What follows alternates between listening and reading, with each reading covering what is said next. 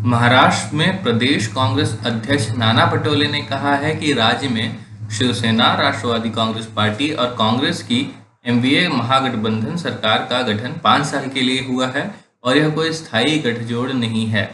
उनकी यह टिप्पणी मुख्यमंत्री और शिवसेना अध्यक्ष उद्धव ठाकरे के शनिवार के उस बयान के बाद आया जिसमें उन्होंने कहा था कि लोगों की समस्याओं का समाधान करने के बजाय अकेले चुनाव लड़ने की बात करने वालों को जनता चप्पल से पिटाई करेगी। मुख्यमंत्री ने कहा था कि सभी पार्टियों को अपनी महत्वाकांक्षाओं को परे रखकर अर्थव्यवस्था और स्वास्थ्य पर ध्यान देना चाहिए। पटोले ने पत्रकारों से कहा कि ठाकरे के बयान में स्पष्टता नहीं है कि वह किसके बारे में बात कर रहे हैं। उन्होंने कहा कि यहाँ तक कि बीजेपी भी अकेले चुनाव लड़ने की बात करती है। पटोले ने कहा कि चारों पार्टियां शिवसेना, कांग्रेस, राष्ट्रवादी कांग्रेस पार्टी और बीजेपी ने विधानसभा चुनाव अकेले ही लड़ा था।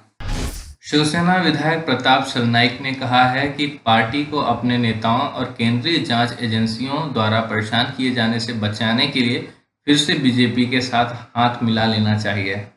महाराष्ट्र के मुख्यमंत्री उद्धव ठाकरे को लिखे पत्र में प्रताप सरनाईक ने कहा कि पूर्व सहयोगी के साथ जरूर हाथ मिलाना चाहिए, विशेष रूप से मुंबई और ठाणे सहित कई आगामी निगम चुनावों के लिए समझौता कर लेना चाहिए। सरनाईक ने अपनी चिट्ठी में लिखा है कि कई केंद्रीय एजेंसियां मेरे पीछे पड़ी हैं। मेरे अलावा शिवसेना के अन्य नेताओं अनिल परब, रविंद्र वायकर और उनके परिवारों को भी इन एजेंसियों द्वारा परेशान किया जा रहा है। उन्होंने लिखा कि अगर शिवसेना और बीजेपी फिर साथ आते हैं तो इन नेताओं को इस तरह के उत्पीड़न से बचाया जा सकता है। खबरों के अनुसार अब यह जानकारी सामने आ रही है कि प्रधानमंत्री नरेंद्र मोदी की जम्मू कश्मीर की सभी पार्टियों के साथ होने वाली बैठक परिसीमन को लेकर है। इसके साथ ही जम्मू कश्मीर को राज्य का दर्जा बहाल करने के प्रयासों पर विराम लग गया है।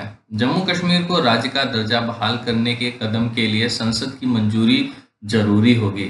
हालांकि सरकार ने यह वादा किया है कि उचित समय पर जम्मू कश्मीर को राज्य का दर्जा बहाल कर दिया जाएगा, लेकिन वह समय अभी तक नहीं आया है। साथ ही सूत्रों ने यह भी बताया है कि केंद्र द्वारा जून के पहले सप्ताह में शुरू हुए प्रशासनिक कवायद को राजनीतिक रूप से मान्यता दिलाने की कोशिश है। बहुजन समाज पार्टी को उत्तर प्रदेश विधानसभा चुनाव 2022 के पहले एक और झटका लगा है। पार्टी के वरिष्ठ नेता और पूर्व मंत्री अंबिका चौधरी ने इस्तीफा दे दिया है। एक दिन पहले ही समाजवादी पार्टी ने अंबिका चौधरी के बेटे को बलिया जिला पंचायत अध्यक्ष पद के लिए उम्मीदवार बनाया था। चौधरी ने त्यागपत्र में कहा कि पार्टी में उन्हें कोई जिम्मेदारी नहीं गई थी, लिहाजा वो खुद को अनुपयोगी मान रहे थे। बेटे को सपा से जिला पंचायत अध्यक्ष चुनाव का उम्मीदवार बनाए जाने से हितों को टकराव को भी उन्होंने त्यागपत्र की एक वजह बताया। आम आदमी पार्टी के प्रमुख और दिल्ली के मुख्यमंत्री अरविंद केजरीवाल कल यानी सोमवार 21 जून को पंजाब का दौरा करेंगे। 9 साल पुराना संगठन आप अगले साल होने वाले विधानसभा चुनाव से पहले पंजाब में अपनी मौजूदगी बढ़ाने की कोशिश कर रहा है। केजरीवाल का यह दौरा उनके गुजरात दौरे के कुछ दिनों बाद होगा। दोनों ही राज्यों में अगले साल विधानसभा चुनाव होने हैं। पिछले 3 महीने के अंदर केजरीवाल का यह दूसरा दौरा है।